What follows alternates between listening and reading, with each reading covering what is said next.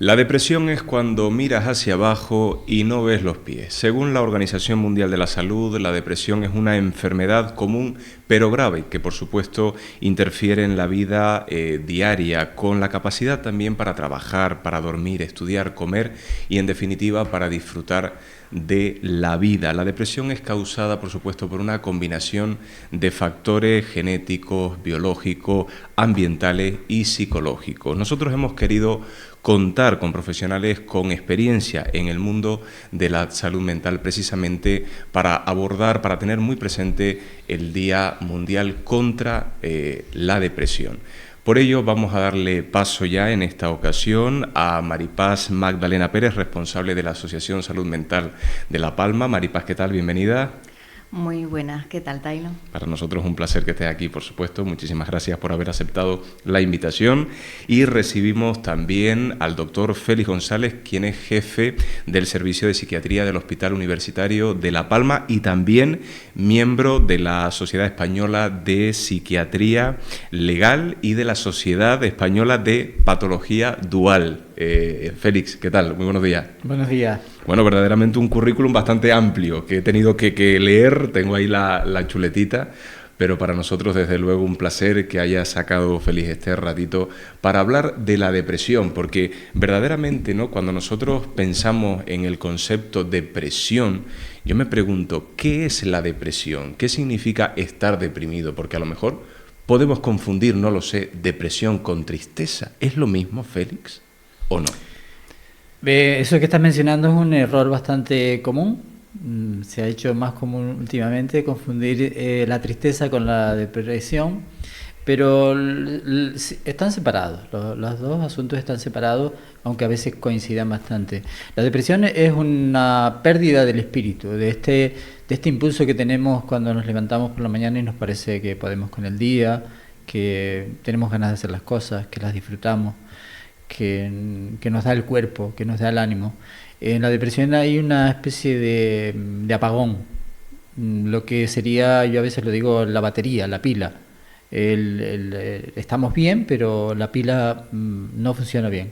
Eso se llamaría, es decir, si no hay causa desencadenante, si no hay ningún factor que haya pasado que lo podamos relacionar con ese apagón, como decía antes, podríamos hablar de una depresión mayor, de una depresión melancólica o una depresión endógena. Pero están las depresiones reactivas, que se ha perdido un poco el hábito de mencionarlas, y son las que tienen que ver con acontecimientos estresantes. La pérdida de un familiar, la pérdida de una relación, la pérdida del estatus económico, la pérdida de la casa, la pérdida de la vivienda, la pérdida de las propiedades. De eso tenemos experiencia recientemente, lamentablemente también con el asunto del volcán. Entonces, depresión y tristeza coexisten, pero no siempre van unidas, y siempre que hay tristeza no hay que diagnosticarla y tratarla. En el caso también de la depresión, que es el tema que nos ocupa, yo quisiera saber, por ejemplo, no sé qué opinas, Maripaz, si, por ejemplo, ¿puede una persona estar deprimida sin llegar a saber que lo está? Sí, desde luego que sí. De hecho, hay recientemente diagnósticos como pueden ser la depresión enmascarada, ¿no?, o sonriente, que también se llama. Y bueno, son sintomatologías de personas que, como bien describe el doctor Félix, siguen hacia adelante, tienen ese empuje, pero hay algo que falla. Y es algo que falla porque cuando las personas, la sociedad, que hemos tenido muchísimas veces oportunidad de hablar en este programa, está tan cambiante, tenemos que recalcar la idea de que muchas veces los problemas de salud mental se dan sin diagnóstico, en el sentido de que no siempre tenemos que buscar una etiqueta, ¿verdad? No siempre tenemos que buscar el psicofármaco acorde con la etiqueta que nos han puesto, que muchas veces por rapidez nos hace sentir mejor, Dailo. Es decir, me siento triste, voy al médico, me diagnostican, me mandan un psicofármaco, muy pronto me voy a mejorar. Tenemos que ir a la causa, tenemos que ir al motivo, y tenemos que hacer un poco también de trabajo en prevención para que esos diagnósticos, tanto en esta área, estamos hablando hoy de la depresión porque celebramos el Día Mundial de la Depresión, ¿verdad? Pero existen otros diagnósticos distintos que caen muy rápido en tratamiento psicofarmacológico. Debemos atender siempre el área de prevención, que es el área de trabajo y competencia de salud mental La Palma. debemos proporcionar a la población herramientas eficaces para romper la soledad, el aislamiento, para romper el no tener con quién comunicarse de cómo se están sintiendo, ¿verdad? Importante, por lo tanto, es que en estos días mundiales, pongamos siempre el foco de mira en la necesidad de prevenir, ¿de acuerdo? Porque sí es verdad que si hablamos del Día Mundial de la Depresión o cualquier otro día mundial y el enfoque que damos es a síntomas, causas y qué hacer, dónde dirigirnos, estamos haciendo flaco favor a lo que pregonamos desde hace 25 años, y es trabajar en las primeras escalas, ¿no? En los primeros estadios de la persona, en los niños, en los jóvenes, para dar herramientas para que puedan realmente identificar lo que el doctor Félix habla, ¿no? La diferencia aquí, en este caso en concreto, entre depresión y tristeza. Y así podríamos romper un poco el tema de esa psiquiatría que también está, y hablaba el doctor Félix con anterioridad, en alta tensión y presionada, porque estamos en un momento donde la salud mental está en boca de todos. Abrimos los medios de comunicación, los telediarios a diario de salud mental, hablamos de salud mental y creemos que la salud mental solo se puede trabajar desde un enfoque de atención psicofarmacológica. Rompamos esa visión y hagamos de la salud mental realmente lo que es. Lo hemos dicho en este programa también y lo decimos desde la Confederación de Salud Mental España. Sin salud mental no hay salud, por lo tanto, vamos a prevenir igual que en otras áreas. Doctor, para las personas que no hemos estudiado medicina, incluso para cualquier persona que pueda estar padeciendo una depresión, lo estábamos diciendo al principio, puede ser muy fácil confundir la depresión con la tristeza. Por eso yo le pregunto, ¿cuáles son esos síntomas que realmente identifican una depresión y la hacen diferenciarse de la tristeza? Bien, interesante lo que planteas, porque uno tiene que saber ponerle nombre a las cosas a veces, ¿no? Y los síntomas te los podría resumir en varios que empiezan por A: anergia, falta de energía; abulia, falta de interés; anedonia, falta de placer por lo que antes tenías placer; normalmente dificultad para empezar el día.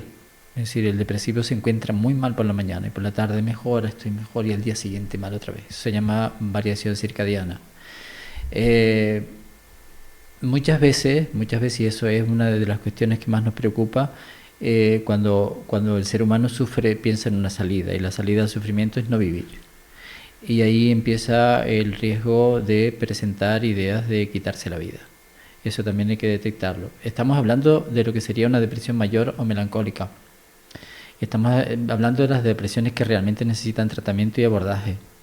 Estamos hablando de las depresiones que tienen un componente hereditario y un componente cerebral. Algo no funciona bien en el cerebro y por lo tanto necesitan un fármaco que reajuste ese algo que no funciona bien, que en realidad en este momento la hipótesis es que son los neurotransmisores.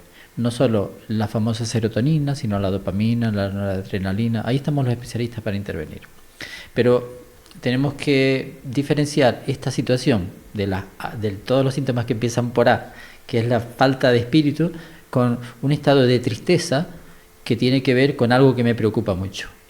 Eso no lo debemos llamar depresión, lo podemos llamar estado depresivo, pero tenemos que tener cuidado porque las personas que dicen estoy depresivo, como estoy ansioso, en realidad a partir de ahí lo más probable es que vayan al médico y el médico puede ser que los mande al psiquiatra o les mande tratamiento. Ahí se cierra algo cuando dice estoy depresivo. No se cerraría algo si le damos más oportunidad a la palabra. Antes hablaba Maripaz de la prevención. Una cuestión fundamental es la palabra. Y nosotros le permitimos a la persona, dice, ¿por qué estás depresivo? Porque estoy triste. Bueno, ya hemos avanzado. ¿Y por qué estás triste? Porque me ha pasado algo. Porque he perdido mi pareja. Porque mi familia está enferma. Porque he perdido mi empresa. Porque me puse una empresa con mucha ilusión y me va mal. Ah, bueno. Entonces a lo mejor no necesitas tratamiento farmacológico. Necesitas un abordaje psicoterapéutico. Porque precisamente una de las preguntas que le quería hacer, doctor, usted como psiquiatra, es que la depresión se puede llegar a superar incluso sin la necesidad de ese tratamiento farmacológico. Es decir, ¿hay otras vías, hay otras alternativas? Sí. Esto lo debo decir. La efectividad de los antidepresivos creo que está sobredimensionada.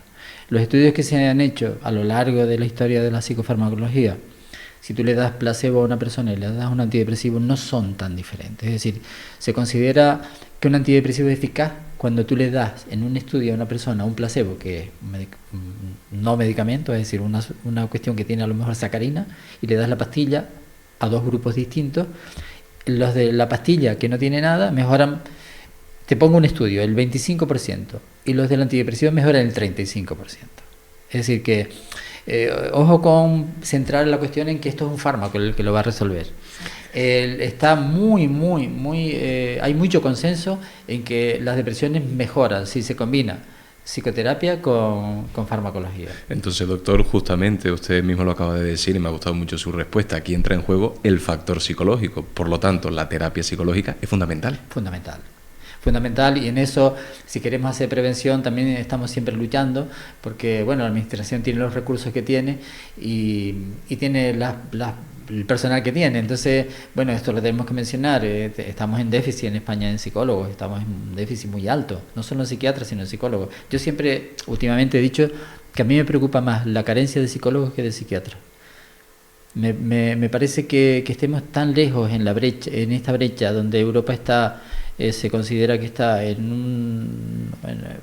cerca de una media de 18 psicólogos por 100.000 habitantes, que nosotros tengamos en España 5. Eso yo invito a que lo mejoremos. Estamos invitando siempre y siempre estamos informando de esto. Esto es prevención también. Maripaz, en tu caso también, partiendo de la experiencia profesional que tienes a tus espaldas, ¿crees que en el siglo XXI, en este año 2024 en el que estamos ya, todavía sigue siendo un tema tabú el hecho de hablar de problemas, trastornos mentales, o crees que esa fase ya la tenemos superada? No la tenemos superada, e incluso nosotros vemos una involución en salud mental. En otras áreas también lo hemos constatado. La involución tenemos que constatarla cuando sabemos, vemos, y también de nuevo, de manera cotidiana y con goteo, se habla del trastorno mental grave, que ese es el nombre que tiene, siempre vinculado a la necesidad a lo mejor de crear infraestructuras cerradas para dar respuesta a unas necesidades que sí que están ahí, pero que deben de ir de la mano para que los niños y los jóvenes de este año, el 2024, no sean los adultos del futuro que necesiten, con un trastorno mental grave, seguir en esa involución de creer y crear instituciones para ellos. Entonces, por lo tanto, queda mucho trabajo por hacer. ¿Queda trabajo de hacer en la sociedad? Por supuesto que sí. Queda mucho trabajo de hacer en docentes, familias, jóvenes, pero también en la administración pública, para que entiendan y atiendan la salud mental de manera diferenciada. Y debemos ir de la mano. El tercer sector debe ir de la mano con la administración pública, porque nosotros trabajamos cotidianamente con esos perfiles que deseamos no sean los perfiles de trastorno mental crónico pasado unos años. Trabajamos con los niños, trabajamos con las familias, con los docentes, con los jóvenes, y no hay que olvidar que de estas parcelas de edad, el suicidio en España, que se lleva 11 vidas diarias, nos parece un dato, súper significativo para intentar frenar este goteo de muerte. Porque sí es verdad que cuando hablamos de campañas de prevención de accidentes de tráfico nos parece tan obvio, pero si comparamos la incidencia del suicidio con otras muertes, sabemos que es la primera causa por muerte no natural en estas franjas de edad. Hagamos algo, evolucionemos, avancemos con esa sociedad cambiante, ¿verdad? Y trabajemos en áreas que sabemos que son muy importantes para frenar lo que bien comenta el doctor Félix. Una tristeza bien llevada no se va a convertir en depresión. Por lo tanto, qué importante es poner en marcha mecanismos, herramientas, planes que sean eficaces realmente para sanarnos. Hablamos de depresión, hablamos también de niños, de adolescentes, no solamente adultos. ¿Qué está pasando para que cada día más los niños, los adolescentes caigan en una depresión? ¿Qué factores pueden estar influyendo? No sé si el doctor quiere empezar a responder esta pregunta y luego le cedemos el turno de palabra a Maripaz. Sí, es un asunto muy preocupante. Las consultas de psiquiatría de adolescentes y niños están aumentando en todo el mundo, no solo en España. Está aumentando, si hay una franja, como decía Maripaz ahora, en la que está aumentando claramente el suicidio es en los adolescentes. Y aquí tenemos que hacer una autocrítica que está basada por lo menos en estudios a los que yo he accedido, que hablan de que hemos dado lugar a lo que se viene a llamar la generación de cristal. Es decir, hemos creado una generación en las últimas décadas quizá, en la que todo está resuelto. No hay espacio para la frustración, no hay espacio para el aburrimiento. Si quiero una cosa, la tengo ya. Y eso en el desarrollo de la personalidad es preocupante, porque la espera significa madurar. La no espera significa querer una cosa y tenerla ya. Eso en los primeros años de la vida, nadie se le ocurre plantear que un niño de 1 o 2 años que necesite una cosa no la tenga. Pero ahí las madres han sido sabias hasta ahora, y algo ha pasado, no estoy criticando a las madres, sino al conjunto social, que esa satisfacción inmediata, esa gratificación inmediata ha ido más allá de la edad conveniente. Entonces han pasado cosas, nos han pasado cosas. ¿Qué cosas han pasado? Ha pasado una pandemia, se morían personas en el mundo, era una catástrofe, esto se veía, el mundo se convirtió en una especie de lugar oscuro por un tiempo. Yo creo que muchos lo vivimos así, ¿no? Del lugar donde se moría. Aquí morían cientos de personas en España todos los días. Entonces, no digo este factor solamente, sino que los niños, los adolescentes de ahora, lamentablemente parece que no están tan preparados para esa espera necesaria ante las exigencias que nos planteamos en la vida. Por lo tanto, doctor, y disculpe que lo interrumpa porque estaba yo aquí elucubrando, ¿no?, reflexionando sobre su respuesta. ¿El sentimiento de frustración en sí no es negativo entonces? Para nada, es absolutamente necesario. Esa pregunta que has dicho abre todo un asunto, ¿no? Y es que las madres son sabias, como decía antes. Y las madres hay un momento en que permiten que los niños se frustren y que lloren. Se lo permiten instintivamente. Las madres no estudian eso, lo heredaron, lo tienen ahí. Entonces el niño hay un momento que dice, no, espera, no puede ser ya. Y eso ocurre en los primeros años de vida. Si en los primeros años de vida no se lidia con esa frustración creciente, no se aprende a vivir, porque la vida a partir de ahí va a ser frustración todos los días.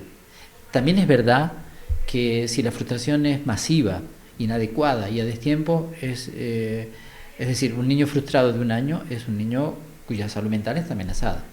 El equilibrio está en dejar a las madres que actúen, pero algo nos ha pasado, como decía antes, en la sociedad, que no hemos hecho la tarea como padres y hemos dado lugar a adolescentes frágiles. Hablando precisamente de tareas, me viene a la mente, por ejemplo, mi época en el colegio, mi época en el instituto, incluso también en la universidad. Y claro, nos enseñan, por ejemplo, Maripaz, a hacer una raíz cuadrada, nos enseñan a analizar sintácticamente una oración, pero me pregunto, ¿nos enseñan o nos educan para estar mentalmente sanos y afrontar el futuro con firmeza, con solidez? Hablaba antes el doctor Félix en relación a la falta de medios, de especialistas, ¿no? Y la alta presión que se vive en atención primaria y especializada en relación a la demanda realmente de casos que necesitan atención. Dailo, en los centros educativos, la demanda es similar que en cualquier otro ámbito, igual que en sanidad. La sociedad cambiante demanda cada vez más a los docentes y a las familias para poder dar respuesta a situaciones que también son cambiantes, porque claro, los padres, asimilar a unos jóvenes con las redes sociales, con adicciones nuevas que van surgiendo, relacionadas principalmente con las redes sociales, el ciberacoso, porque ya cuando tú me hablas de esa época teníamos el acoso escolar, pero es que actualmente hablamos incluso del ciberacoso, que cuando hablamos de causas y efectos, pues son muchas veces las causas de muchas incidencias de suicidio en este margen de edad.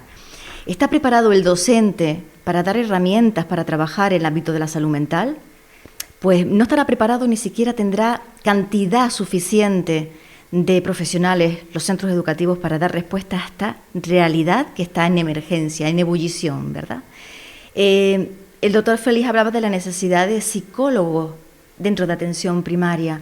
Los centros educativos necesitan también atención especializada para atender esta alta demanda, esta emergente demanda, incluso esta urgente demanda, porque son los familiares los que primero vienen a salud mental porque necesitan, de hecho tenemos un refuerzo constituido por 70 familias de niños que necesitan un seguimiento académico y necesitan un refuerzo académico que va más allá del contenido teórico que tú me quieres decir, va más allá. Porque no solamente el niño tiene que aprender contenido teórico para poder seguir con la evolución académica, sino que va implícito también que tiene que manejar frustración, habilidades sociales y un conjunto de habilidades cambiantes, porque lo sabemos que la sociedad va cambiando y lo repito, pero también que va en incremento. El nivel de exigencia del menor y del joven también va en incremento. ¿Están preparados los centros? Pues ellos mismos contactan que no. Pero vuelvo a decir el mismo lanzamiento que hacía el doctor Félix. Necesitamos seguir trabajando para hacer ver realmente lo que es la salud mental y hacer y concienciar a quien tiene que poner recursos para que intenten prevenir y paliar estas cifras. Cuando nos centramos en las cifras vemos que son alarmantes. Tenemos que hacer algo desde abajo, no esperar a que ya el problema esté instaurado en la población para poner centros especializados de atender ya un perfil crónico. Hagamos todo lo posible por dar voz a los familiares, a los docentes, incluso a los jóvenes, porque mira, Dailo, los jóvenes, en los recursos que tenemos con ellos, son los primeros que verbalizan qué es lo que necesitan.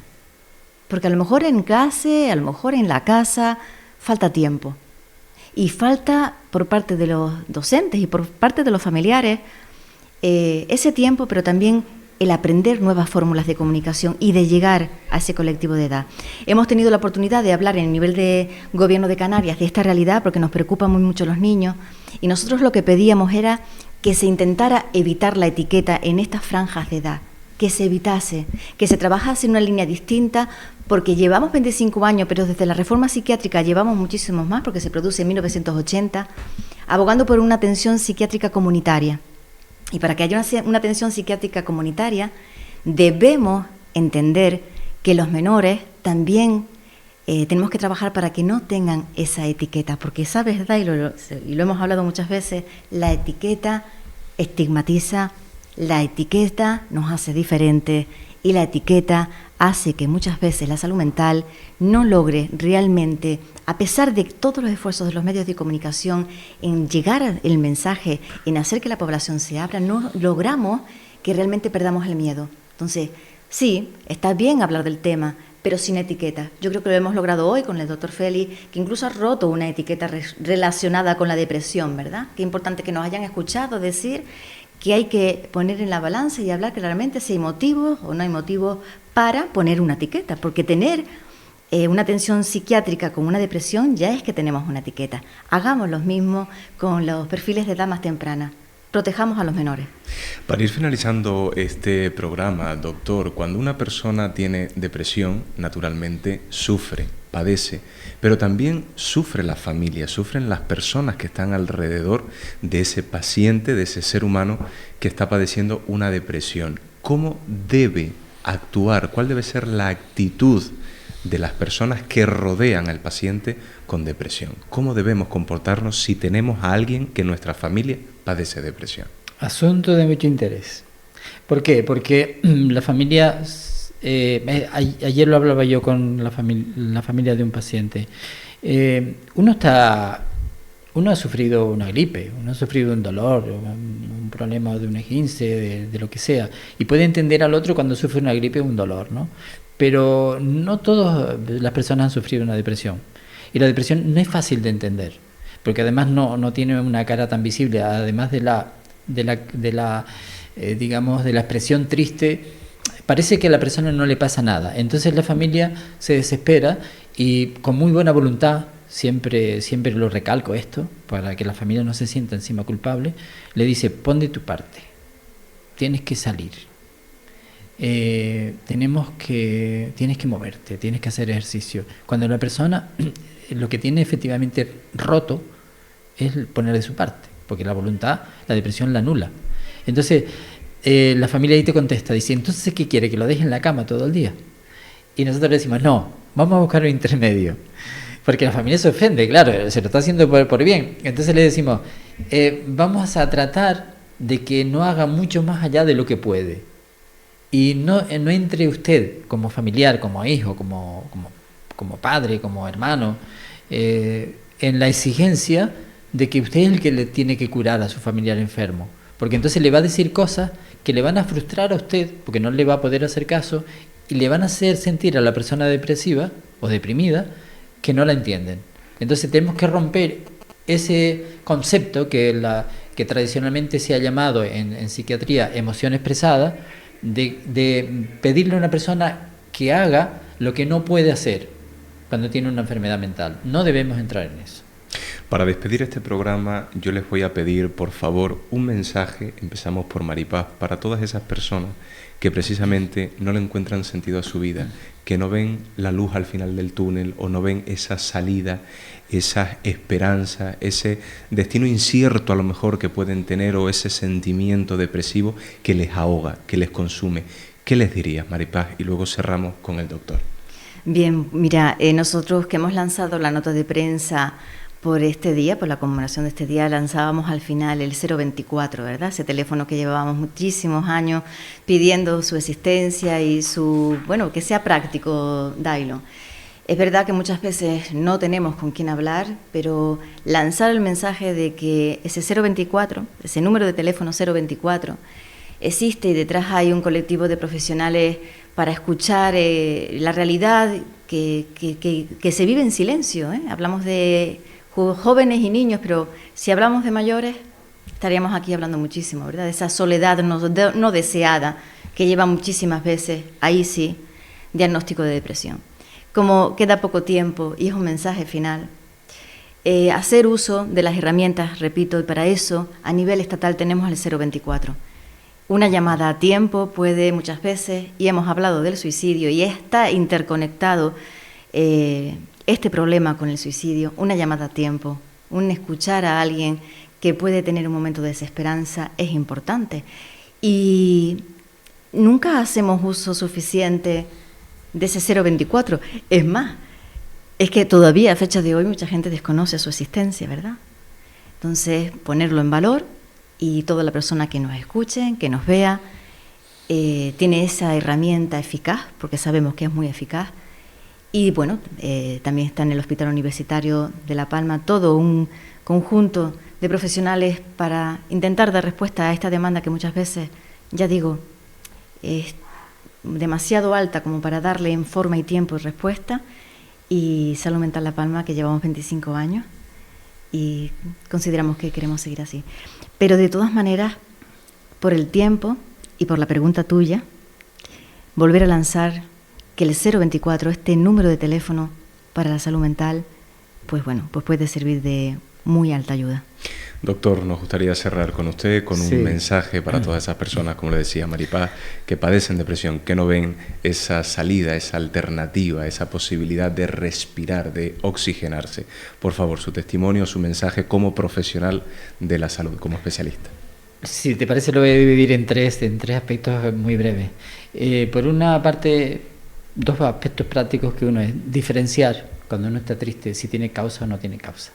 Si tiene causa, hay que pensar más en que a uno le hace falta hablar o que eso es una petición de ayuda, más psicológica que psiquiátrica. Y si no tiene causa, si no ha pasado nada, ahí primaría la atención psiquiátrica. El segundo punto que también quiero tratar brevemente es el suicidio, que decía Maripaz ahora. Es un asunto muy importante y muchas veces se dice si suicidarse es de cobarde o de valiente. Suicidarse no es ni de cobarde ni de valiente. Suicidarse es no soportar más y tener una predisposición también, incluso genética. Entonces hay personas que son más vulnerables y más propensas a tener ideas suicidas. Hay que estar muy atentos a eso, ¿no? Quitar el mito de que el que suicida es que tiene o no tiene valor. Y en tercer lugar, terminar con una frase que mencionábamos antes de empezar el programa, que a mí me parece muy buena, que no es mía, que es de una persona que trabaja en Radio 5, que se llama Dimitris Papanikas, que dice que en este mundo, esto es dimensionando a la palabra, ¿no? Dimensionando la importancia que tiene tomarse un café con alguien, hablar con alguien, tener comunicación, tener amistades, tener vida social. En resumen, él dice, en este mundo con tanto ruido de fondo, no hay nada más revolucionario como callar y aprender a escuchar.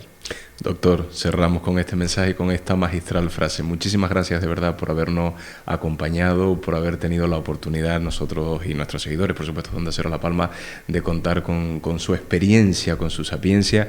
Y Maripaz, amiga, muchísimas gracias de verdad, porque siempre podemos contar contigo. Muchísimas gracias de verdad a los dos por habernos visitado. Un placer.